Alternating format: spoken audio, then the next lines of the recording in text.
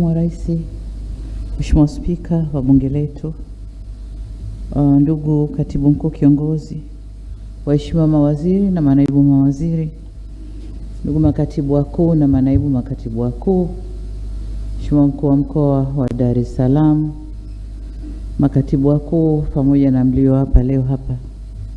Lakini pia kwa sababu ameshaapa pia tambue uwepo wa ndugu Nicholas Jacob Kipanda, katibu wa Tume ya Utumishi wa Umma, vyombo vya ulinzi na usalama,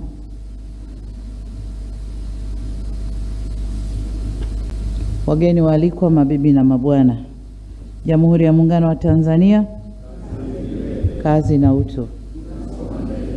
Baada ya shukrani kwa Mungu, niwapongeze mlio hapa leo na mmeapa kubeba dhamana mlizopewa hapa leo, na naomba mkaithibitishe imani ile mlioapia hapa kwa kufanya kazi kwa bidii na uadilifu na kuleta matokeo yanayoonekana kwa wananchi.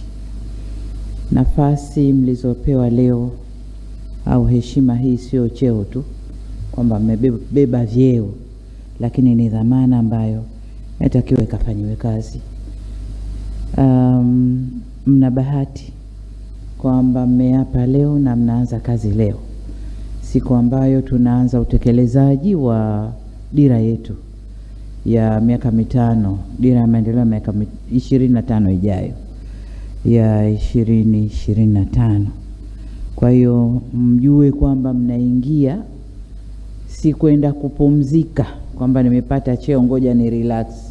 Mnaingia kwenye mchaka wa kweli kweli, sababu dira hii lazima tuitekeleze kwa kasi. Nikianza na ndugu yangu Grace Magembe, tumeamua kukupandisha kwa katibu mkuu wa wizara hii. Karibu tu. Tunajua kwamba professionally wewe ni mtu wa afya, lakini umekuwa hatua kwa hatua kwenye wizara hii. Tulikupeleka TAMISEMI kama naibu katibu mkuu kishughulikia sekta hii. Tumekutoa TAMISEMI ukawa mganga mkuu wa serikali. Jukumu kubwa limekupa hivi ni uwezo zaidi wa kujua wizara kwa vizuri, changamoto zake, mafanikio yake.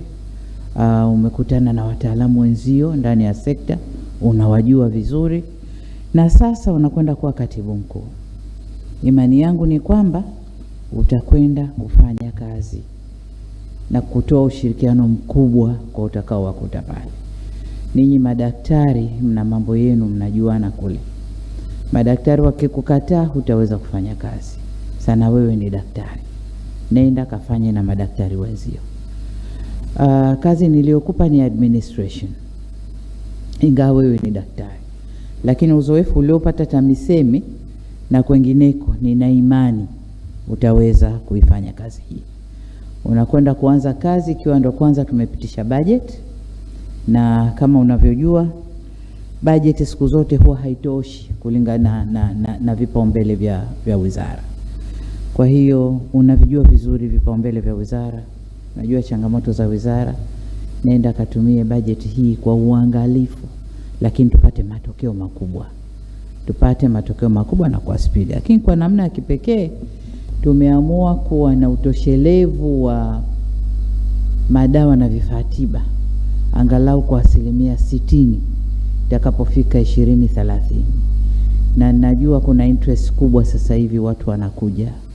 Sasa nendeni kalifanyeni kazi hilo vizuri. Wakaribisheni wawekezaji, waweke viwanda, anayetaka vifaa tiba, anayetaka madawa, lakini kwa quality, sio tu waje. Jambo kubwa ni vaccines za watoto au vaccines za maradhi mengine, na hiyo itatusaidia mbele huko kulinda pesa yetu, badala ya kila mwaka kutoa pesa kununua.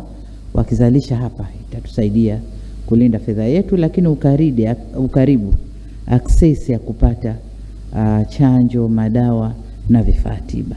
Kwa hiyo una jukumu kubwa ndugu yangu, nenda kafanye wajibu wako. Takuwa karibu kukupa ushirikiano, lakini kukusukuma pia. Bwana Charles Kadonya, Tumekutoa ulikokuwa kule, tukuleta wizarani, tukijua kwamba kwa muda mrefu na katika ngazi mbalimbali umefanya kazi kwenye East African Community.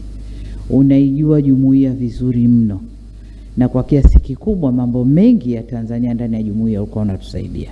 Ulikuwa unasaidia kusukuma, ulikuwa unatupa taarifa za mapema, na tulikuwa tukifanya kazi karibu nawe. Aliyekwenda kuwa katibu mkuu wa jumuiya unamjua vyema, mmefanya kazi vizuri kwa pamoja ndani ya jumuiya. Sasa nenda kamsaidie. Nafasi aliyoondoka ndio nimekuweka wewe, na yeye amepanda kwenye jumuiya. Kafanyeni kazi kwa pamoja, kamsaidie. Interest za Tanzania ndani ya jumuiya mkazilinde vyema, lakini mhakikishe jumuiya nayo inakwenda vizuri. Kwa hiyo nina matumaini nawe, usende kuniangusha. Bwana Jacob Nkosolo Kipanda, katibu wa Tume ya Watumishi wa Umma. Huku kuna kazi kidogo, kuna mashauri ya watumishi, kuna malalamiko, kuna migogoro. Sasa kinachotakiwa pale ni uadilifu, kusimama kwenye misingi ya haki. Hakikisha tume yako inatoa maamuzi kwa misingi ya haki. Aliyefanya makosa ahukumiwe kwa makosa yake, ambaye hakufanya makosa basi tumesimame katikati. Nashukuru kwamba katika taarifa ninazozipata na baada ya kazi yenu, rais anatakiwa kusaini kwamba amekubaliana na maamuzi yenu. Kuna mengi yanakuja kwamba hapa tume ilikuwa bias au haikutoa uamuzi wa kweli au. Kwa hiyo nenda kasimame sasa, kaisimamie tume itende haki, iondoshe malalamiko kwa watumishi, lakini pia migogoro ndani ya taasisi zetu hizi. Kuna mambo mengi, mtumishi anaweza akahukumiwa kwa chuki tu, kwa tatizo dogo tu, lakini akapewa hukumu kubwa. Kwa nenda kawasaidie tume, msimame kwenye haki na kutakia kila la kheri.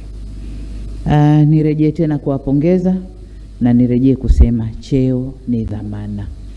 Tunahitaji mengi, tunatarajia mengi matokeo kutoka kwenu. Mungu akawasaidie. Hongereni na watakia kazi njema. Asante sana. Asante. Na Mheshimiwa, msimu huu wa Sabasaba usiruhusu biashara yako ipoe, kwa sababu Global TV inakupa fursa ya kuchangamsha biashara yako. Okoa hadi 50% ya gharama za matangazo na uwafikie mamilioni ya wateja kupitia vifurushi vyetu maalum vya Sabasaba. Chagua kifurushi chako kuanzia $2.5 hadi $1.5 tu. Matangazo ya mitandao ya kijamii, Reels, radio na YouTube pre-rolls, vyote vipo kwa ajili yako. Ofa hii ni kwa msimu huu wa Sabasaba tu. Wahi sasa. Wasiliana nasi kupitia namba zinazoonekana kwenye skrini yako. Global TV, tunakuza biashara yako.